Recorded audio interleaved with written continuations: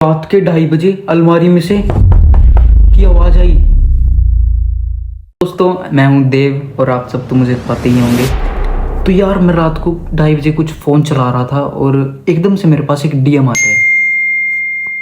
DM में क्या लिखा था आपको पता है?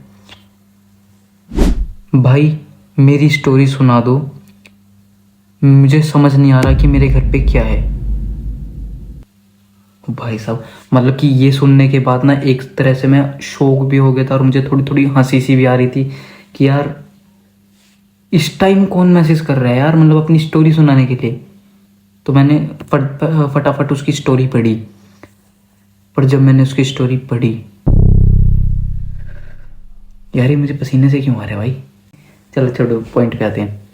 तो जब मैंने भाई उसकी स्टोरी पढ़ी, यार मतलब कि मेरे हाथ के रोंगटे खड़े हो गए। तो भाई ये स्टोरी ना उस बंदे की रियल लाइफ की स्टोरी है। तो ये कहानी है भाई राजस्थान की। ये लड़का एक पीजी में रहता था।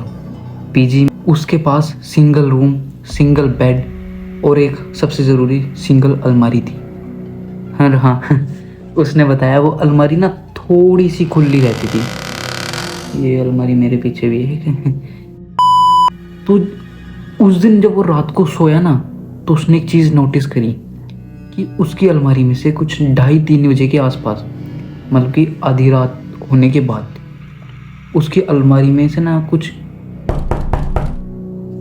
आवाज़ आई। मतलब कि सीरियसली यार, अगर ऐसी वियर्ड सी चीज़ें कोई होगी, आपके साथ भी होगी, तो यार फटके 75 तो देखो हो ही जाती है, किसी की भी हो जाती है।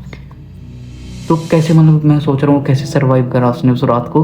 पर चलो, जैसे भी उसने करा, उसने सोचा पहले भाई कि उसकी कोई रूममेट की शैतानी हो, कभी प्रैंक कर रहा हो कोई।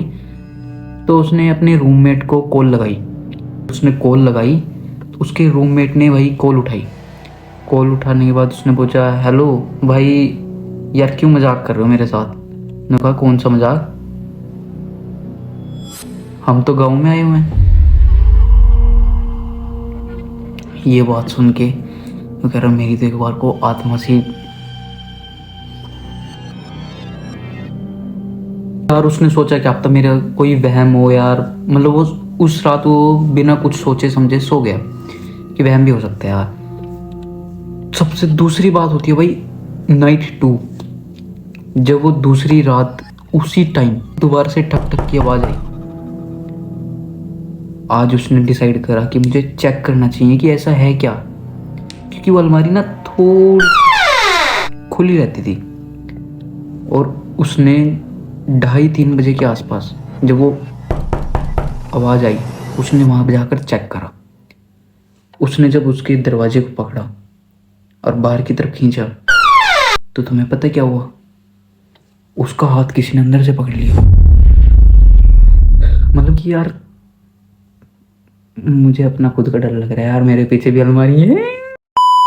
चलो छोड़ो, तुम, उसका हाथ किसी ने अंदर से पकड़ लिया। यार सोच के देखो, अगर आपका हाथ कोई अंदर से ऐसे पकड़ ले तो आपको कैसा फील होगा। बट वो कह रहा, उस टाइम मेरी भाई शरीर से जैसे आत्मा सी निकल गई हो और मैं वहीं पे बेहोश हो गया। उस दिन उसने पता लगा कि वो सुबह, मतलब उसकी आंख ना सुबह डायरेक्ट सुबह को खुली। नेक्स्ट डे उसकी बिल्कुल भी हिम्मत नहीं थी कि वो उस कमरे में सरवाइव करे रहे। पर क्या करे बेचारा, और कहाँ जाए? अकेला बच्चा पढ़ने आया हुआ है कहीं पे, तो रहना तो पड़ेगा।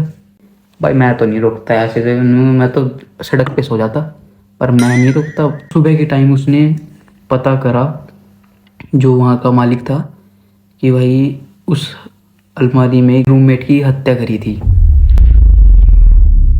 मतलब कि उस अलमारी में किसी का मर्डर हुआ होगा यार।